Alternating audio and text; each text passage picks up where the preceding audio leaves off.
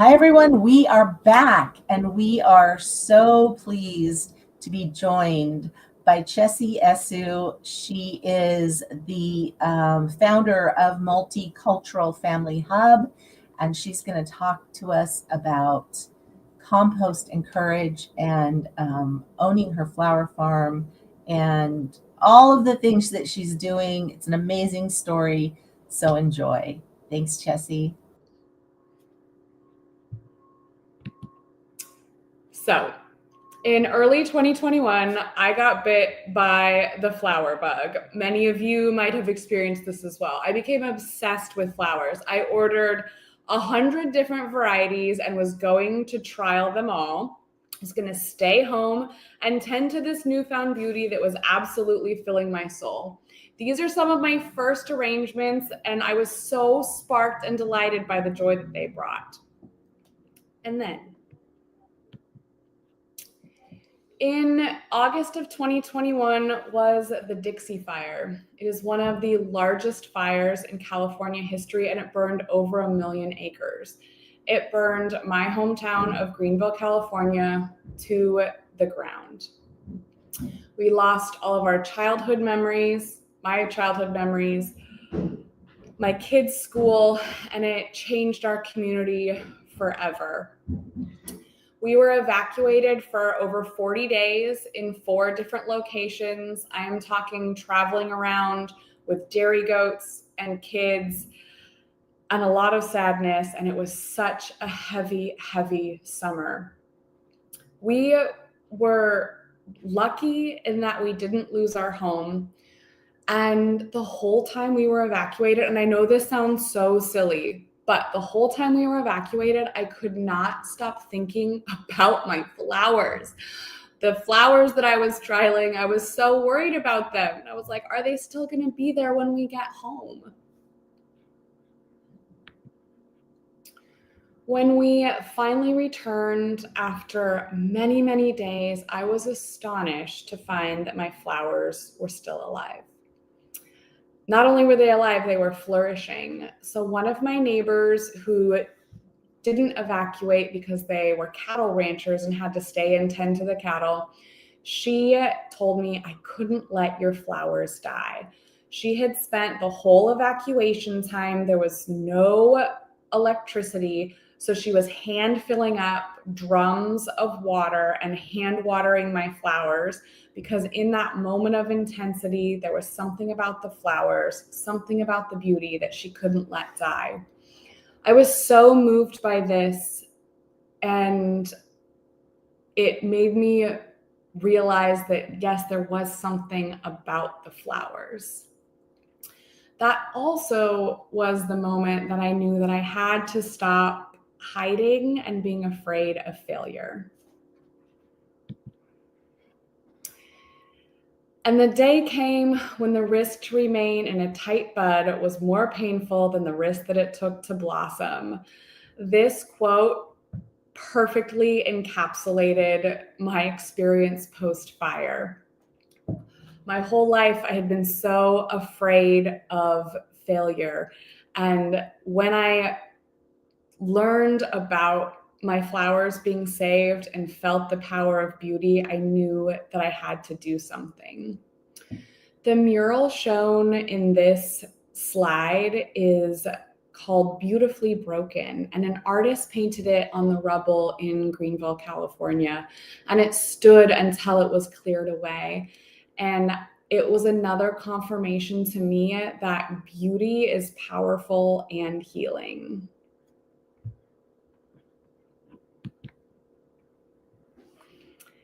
In my current work with my partner, Andre, at Multicultural Family Hub, we help families find connection, create community, and most assuredly, embrace complexity. I know from deep firsthand experience that often women are buried under the cultural expectations of motherhood, that we are asked to sacrifice ourselves for our families. We are told to lose ourselves and do it all for the kids. In losing ourselves, we lose our creative power as women. We model for our daughters that motherhood looks simultaneously like exhaustion, depletion, and perfection, we model losing ourselves and our creativity. I believe that when women tap into their own creativity and as we cultivate self-compassion, we will have the power to heal toxic systems from the inside out. This is a good one. I was given the story from my culture that to be a good woman, I should never have any needs, that I should be perfect, that I should always get an A+, and I should never fail. Does this sound familiar to anyone else? That I should sacrifice and smile and not need any help ever. That I should have it all together and give, all with a smile. We are given a story by our family culture, by our community culture, and by our religious cultures about how it is to be a woman and a mother. So there is a current American overculture of motherhood that is a system that idealizes productivity, perfection, and self-sacrifice. It tells women that to be a good mother, we need to give endlessly of our time, energy, and identity, almost always at the expense of our own well-being. This narrative is shaped by capitalism, individualism, and white supremacy culture, which prides control, comparison, and achievement over connection, rest, and communal care. In this system, motherhood becomes a performance to be optimized rather than a relationship to be lived. Mothers are expected to do it all and look amazing doing it. Maybe not in that photo, but most of the time, right? We're supposed to look amazing doing all the hard things. We're supposed to raise emotionally intelligent children while somehow also ignoring our own emotional needs and find fulfillment in exhaustion and depletion rather than in rest and creativity. This American overculture, it isolates mothers from one another and cuts us off from our own creativity. You know the feeling of being exhausted and not having enough space or energy to tap into our own creativity. We are just hanging on, and we don't have the energy to create the very change that we need. I want you to take a moment and just reflect on what are some of the stories about what it means to be a good woman or a good mother that were given to you by your culture. In this photo, I have 3 kids under 3, including twins, which you can see in like the back to front situation. Even with support from my family, I was drowning in my own unchecked stories of motherhood. I want to say that again, in my own unchecked stories of what it means to be a good mom. Those stories playing out left me feeling raw, depleted, and quite frankly, angry.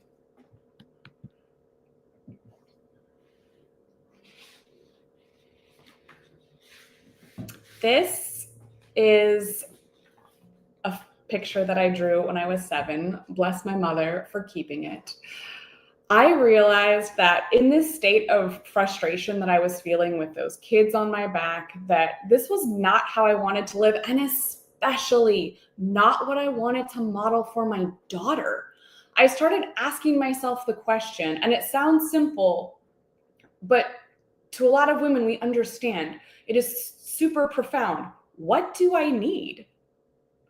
I realized I didn't even have the muscle to recognize what I needed because I had been trained as a little girl to do what other people wanted. I wanted to achieve, to get the A, to make other people feel comfortable, other people feel happy, but I didn't know how to tap into what I needed. So I traveled backwards, and one of the things that came up for me was flowers. When I was little, I was obsessed with my mom's garden catalogs and would always circle the red roses. And this was in the 80s, so it was a moment where the Mr. Lincoln red rose and baby's breath were all the rage. So don't judge for the red roses. But I was obsessed with flowers. And like I said, this is a painting that I did when I was 7. It was always bright and flowers. And so when I traveled back to flowers, I traveled back to myself and started to answer a little bit of that question of what might I need?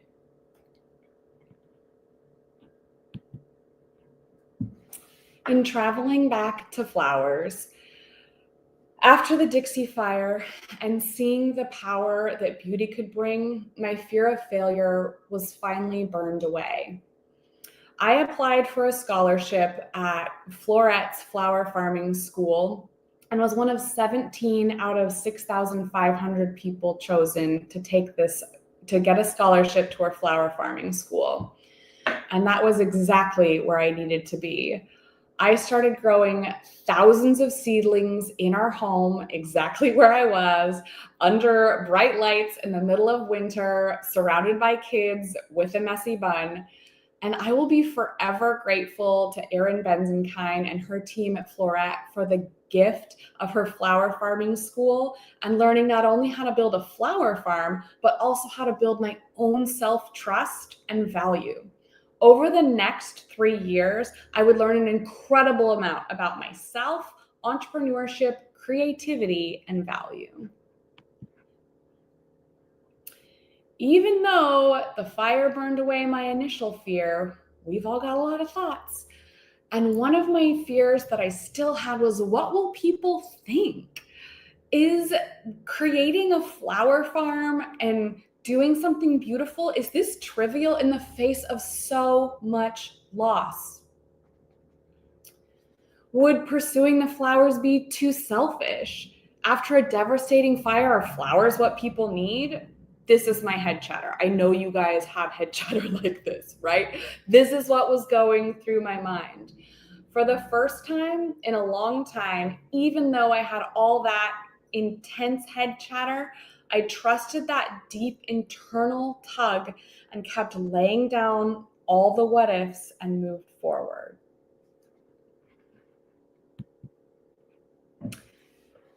And guess what? None of it was true.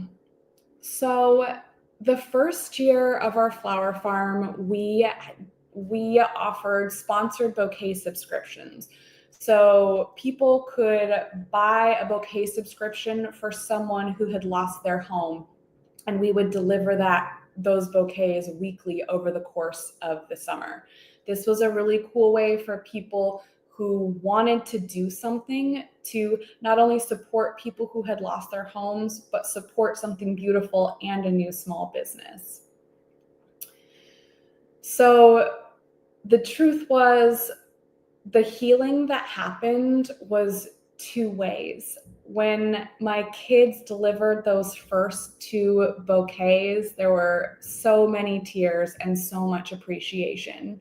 One of the stories that came forward from someone that had lost their home and received bouquets that year was the beauty on her table from those bouquets were what kept her going. She had lost her home, her business, was later in life, and just was like, I do not have the energy to keep going and keep doing this. I am exhausted. How do I rebuild? And then she would look at her flowers. This is from her story. And that would give her the encouragement that she needed to keep going. So the beauty mattered, and it was impacting other people's lives as well as my own. I had only ever experienced helping as a linear one-way pour, where I would do something for someone else and pour my energy out and just be depleted and not feel something in return. But in creating this flower farm, I was being filled up as well. I was learning to tell people what was valuable. I was learning to share myself, put it out there, my own creativity. And I learned when we share our creativity with the world, we set this cycle in motion, and its energy nourishes others and then comes full circle to replenish us.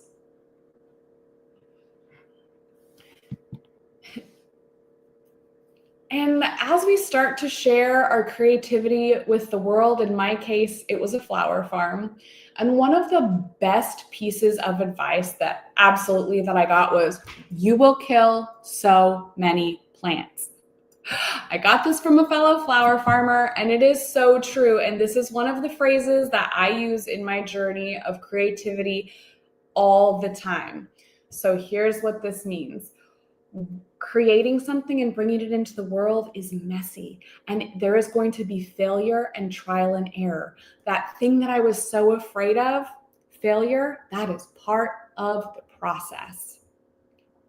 The journey of creating a flower farm is not just frolicking in the flower fields. Being a farmer is hard. You do not control the weather. You do not control the pests. I don't control how hot it is. If it's super hot, you have to run out there and harvest all the flowers at the same time. Every single flower has a different time that it likes to be harvested at. So you have to pay super close attention. If it's really cold, you have to cover them. Right? There's all these little details. And in the process, you're not gonna hit it every time. Doing it takes reps, and you are going to kill so many plants in the process of creating something beautiful. So my first year, I was so excited. One of the first bouquets that we offered had tulips, these gorgeous double tulips. So in that first photo are tulip bulbs. You line them all up like in egg crates. It's called an egg crate style, where they're all really close together. So I did the thing, and we have really bad gophers. If you don't know, gophers are these little rodents, and they love tulips, specifically tulip bulbs.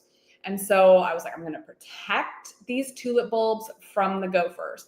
So from below the bed, I put gopher wire. I covered the top with frost cloth. They were all tucked in. I was so proud of myself and my little tulips.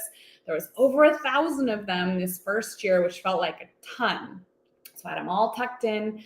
And then come spring, they start to come up, and 1/3 of them are missing. You guys, the gophers got in between the gopher wire, and they ate all of them. Like, not all of them, but they ate 1/3 of them, which was massive. And I was so sad, but I remembered, this is part of it. You will kill so many plants. Guess what? Doesn't stop in year 1, year 2. All these gorgeous, fluffy ranunculus corms. They look like little tiny octopuses. I planted them all, tucked them all in. This time, another little rodent, voles. It ate every single last one of them. Thousands of dollars gone. Part of the creative journey. Year 3 is I plant all these tulip bulbs in crates. I'm like, no, I got them this time, you guys. I got them. I plant them in crates underneath the soil. I'm like, there is no way anything is getting to these tulip bulbs. We came back from a vacation. I checked them in the middle of winter, and they are gone, legit and gone, all the bulbs. Picture 3, apparently gophers can chew through 1/2-inch plastic. And you know what? This is all part of it. You will kill so many plants in this journey to something beautiful. And guess what? It doesn't mean anything about you. This is part of the process. Part of the process in creativity is the failure. And in farming, like I said, we don't control anything. This is a picture of me in May with snow over all of my flowers. In that moment, I could have started criticizing myself and said, you shouldn't have planted all their flowers. Now they're going to die. You should have covered everything, right? No. Part of our greatest critic and the greatest block to bringing our beautiful creativity in the world is ourself. So you need to remember, you're going to kill so many plants, and it doesn't mean anything about you. This is part of the process of bringing your creative thing into the world. And when you bring your creative thing into the world and it doesn't mean anything about you, that is self-compassion. You not beating yourself up about it snowing, about gophers eating your tulip bulbs. That is the self-compassion that I'm talking about, that becomes this beautiful loop that's going to help fill you up and pour out.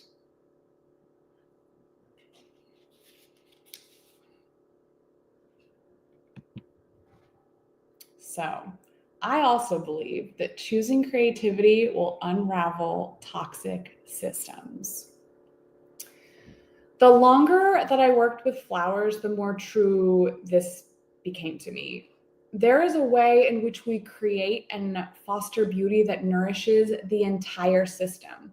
In a toxic system, we take, we deplete, we harm people, we harm the environment. In a creative system, we are collaborative and we are replenished.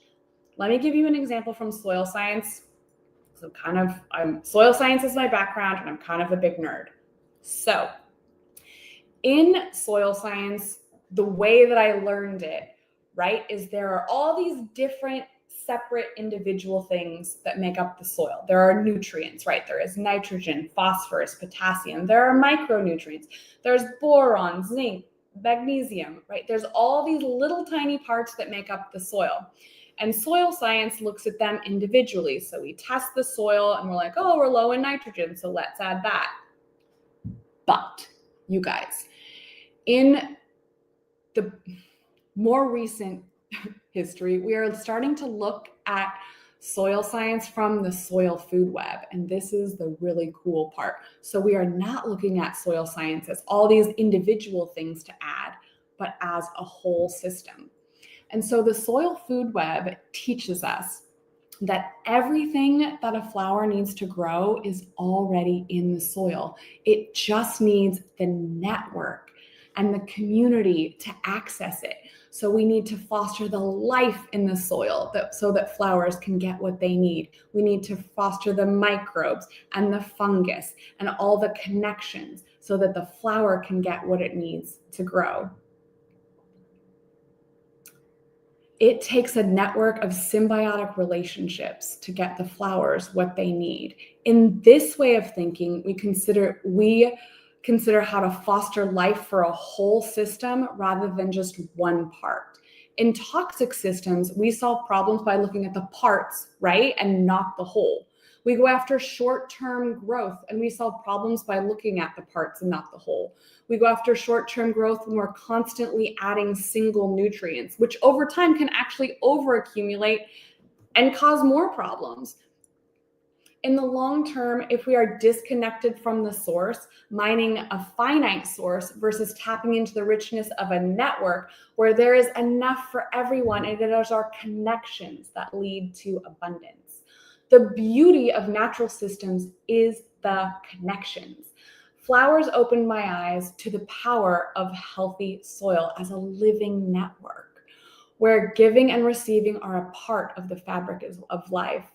As women, we are socialized to give, to pour out in a linear fashion, sacrifice it all for our children, our partners, our parents, to smile while doing it and keeping them all happy. Don't rock the boat. But guess what, you guys? Flowers cannot bloom if we sacrifice nutrients. The plants might grow, but they won't bloom. And you know what happens if they can't bloom? They can't make seeds.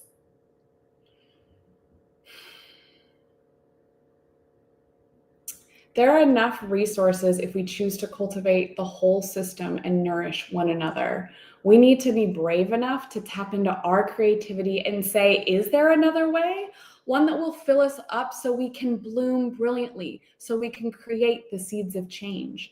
In a system that strips our energy and takes it all away and takes all of our caregiving tasks for granted, we need to create a new system that fills everyone up, women, the ones we love, and our planet, in a system that supports the network.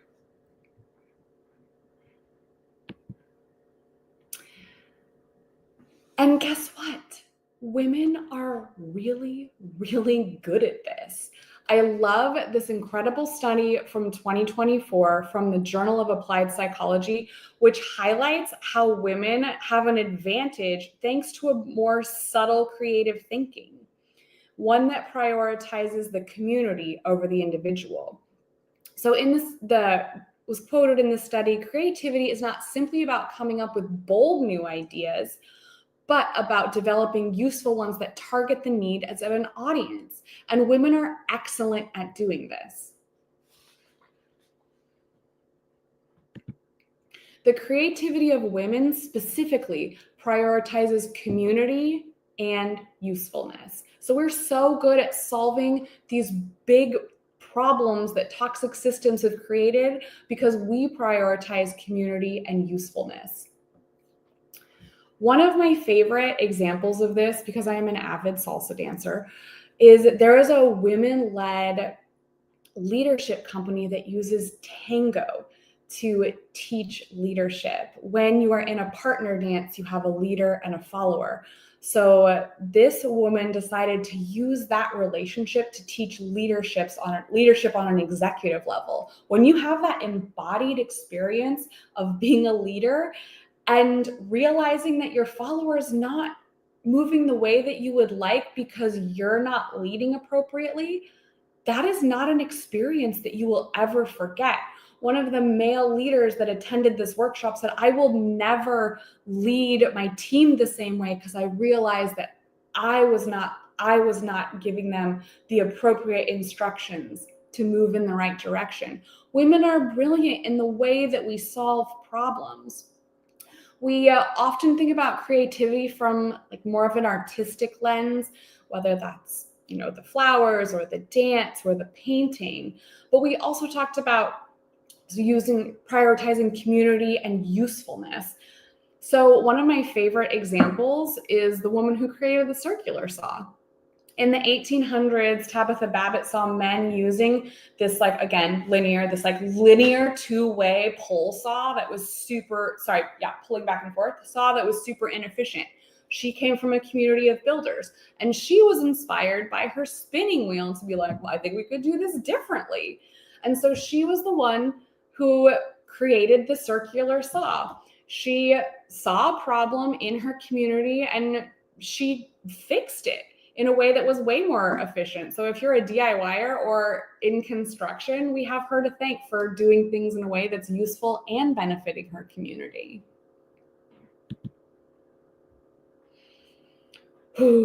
This quote, that beauty will save the world.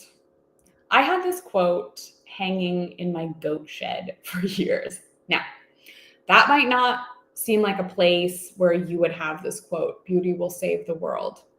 So I had this hanging in my goat shed. I had milking goats in a time period where I had 3 little kids and rarely had a moment to myself. And if you know dairy goats, you have to milk them every single day. So every single morning, I would go out into my milk shed and have this quiet moment with my milk goat. And I had a lot of time to reflect about this quote, and it made me contemplate beauty often. And just as the flowers post-fire made me pause, I think that beauty is born out of creativity, care, and attention. And when we create something beautiful, we infuse it with our creativity and we give it our full attention and our care. This rings true for me whether we're growing flowers, milking a goat, leading a workshop on leadership and tango, or inventing practical uses for solar energy. And when I say that beauty will save the world, I mean it is us bringing our unique creativity, care, and attention that creates the healing.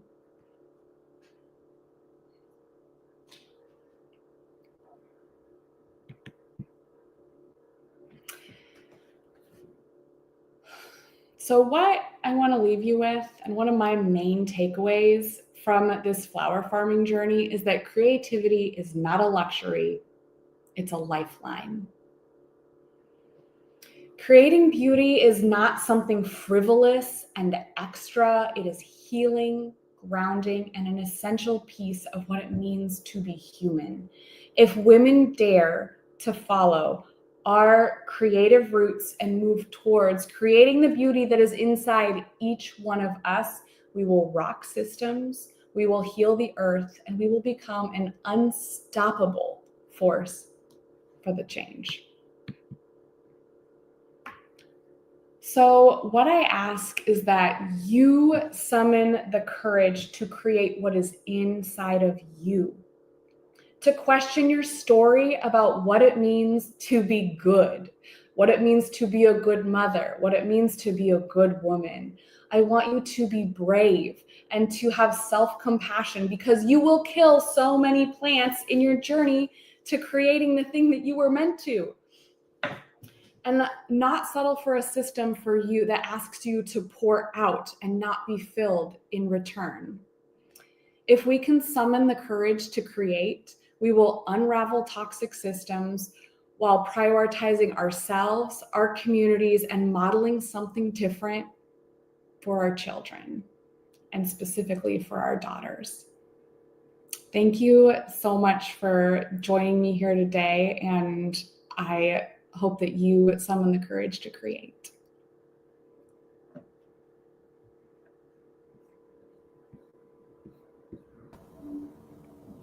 Hi. Hi. Thank you. That was amazing. What a story.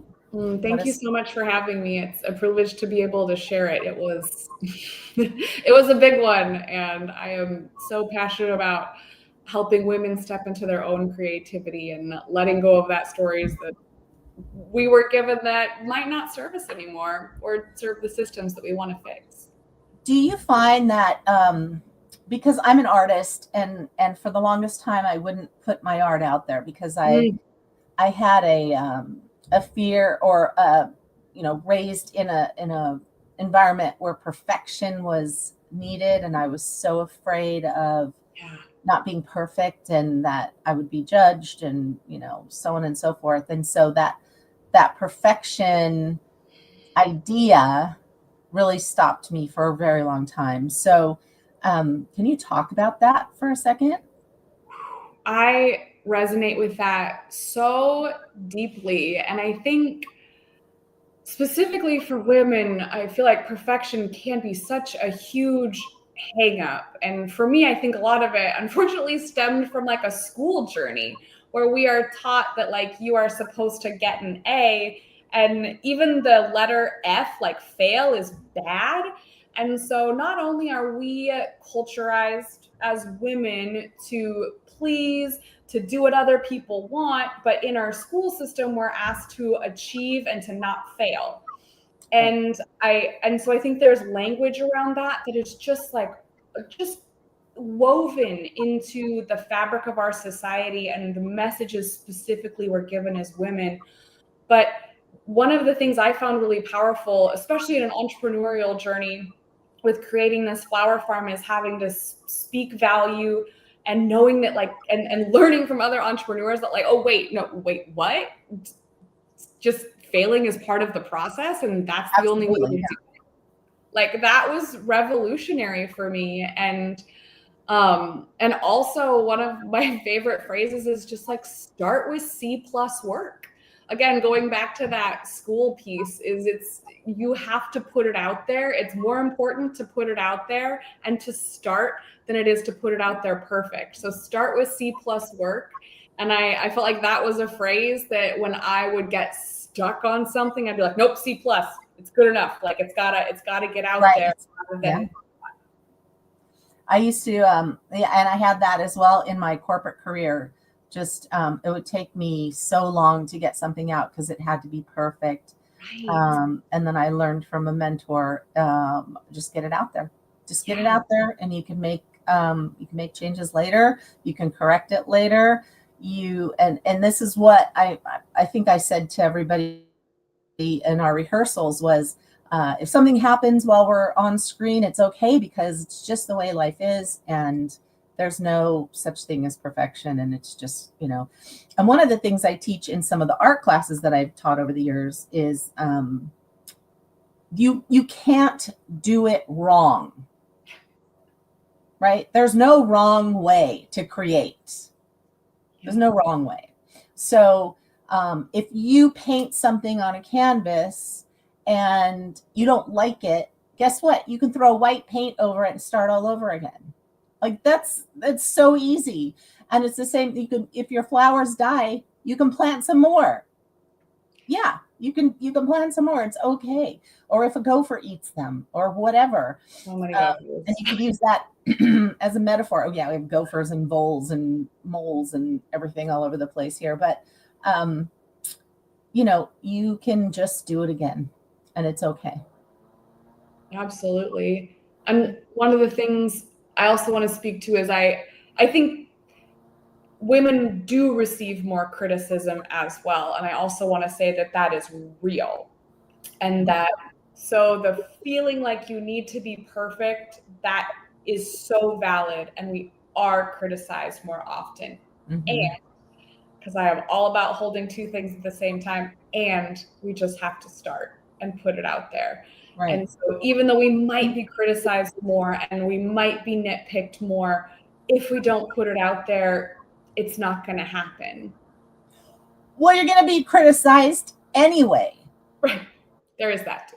Right. Or for me, so the self-criticism that's the most painful is, yeah. It is, like I said, there's that moment where it becomes so painful where you're like, oh, I have to put this out. Like this thing is stuck and I wouldn't be moving from authenticity if it weren't out in the world.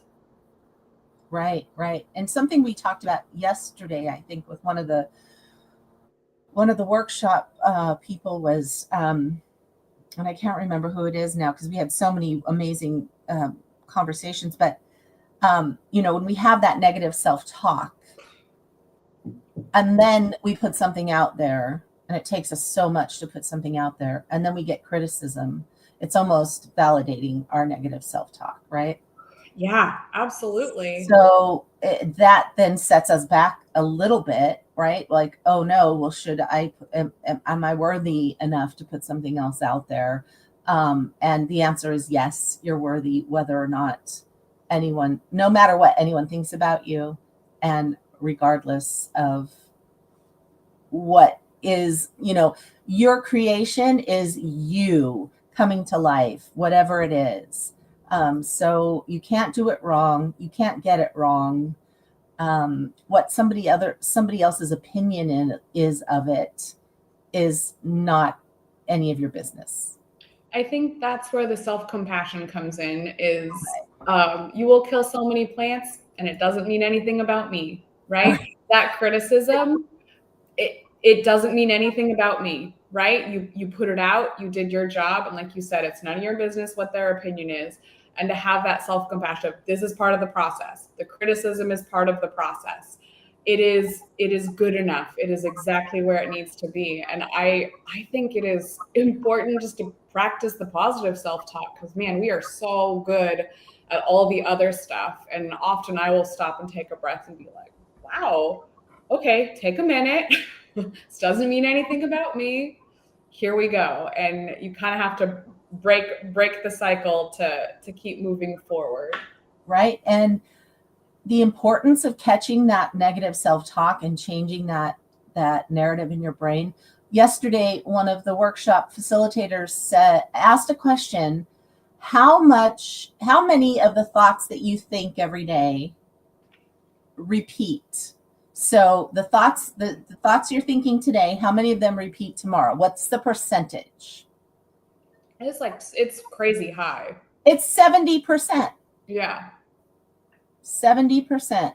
So if whatever we can do to change that and get those percentages down, and catch yourself in saying, like, even little things like, I don't know, you drop a plate in the kitchen and it breaks and you're like, oh, I'm so stupid. You're not stupid. It just fell. I mean, honestly, what's a broken plate? Oh, well, you have more plates. It's okay. Like, you're not stupid because you dropped something. Those kinds of things, we need to catch ourselves. I think it's interesting too in thinking about those repeating thoughts that, like, if 70% of them are the same and I want to live more into creativity, I want to have different thoughts too, right? Like, yeah. I want to replace that 70% with something new, and in terms of bringing in creativity, to catch those and be like, oh no, that's old. Like, we could get rid of that one. Like, let's have some new energy come in here. Right, right. And creativity is the most effective way to clear any blocks you have, to change that narrative, to give yourself some new ideas. Because when you're using your creative right brain, you're actually sort of allowing all of that stuff to come in that you've been blocking with that logical left brain, right? So when you're using that, you're creating something, whether it's a flower arrangement or a painting or writing a poem or whatever it is that is your creative outlet of choice. When you are creating, you are literally plugged in, right? You are plugged in. So a lot of people tell me I can't meditate. When we talk about meditation, I can't meditate. Well, when you're creating, you're actually meditating. You're actually in that zone. You're actually plugged in. So anything you can do, if you can't sit still for 5 minutes, which is really hard for me as well, if you can't sit still for 5 minutes, but you can paint something, or you can draw something, or you can write in your journal, or you can arrange flowers or plant or sit in the garden or something like that, you are plugged in and you are doing the same amount of meditation as you would be if you were sitting quietly, because your mind is somewhere else. Your mind is plugged into your task. And this is And what you're speaking go to, ahead. like, when you're plugged in, also, like, that's where we're going to solve the problems, right? That's where we're going to have the new ideas where we're like, oh, before we were thinking about it like this, and I'm always trying to get from linear pouring out to how do we think about it in a different way? How do we think about it in the whole picture system? Mm-hmm. When we tap into that creativity, if we don't, we can't get there. Right. You're saying when we're in that creative act, that's where we solve the big problems, because otherwise we're just stuck in the same loop, and Right. we've been stuck in the same loop for a long time with similar characters. And so I think when women bring that creative power, we will have the new ideas that are like, hey, we could make it a circle rather than a line. So Right. yeah. Right. Absolutely. Kjessie, thank you so much for being here. We appreciate Thank you so much, Lisa. and your story and your journey, and thank you for sharing. Thank you. We will be back. I'll be back here at 10. I'm going to give you my keynote. I'm going to tell you all about what's coming up in 2026 for She Is Me. So we'll be back. Thank you so much.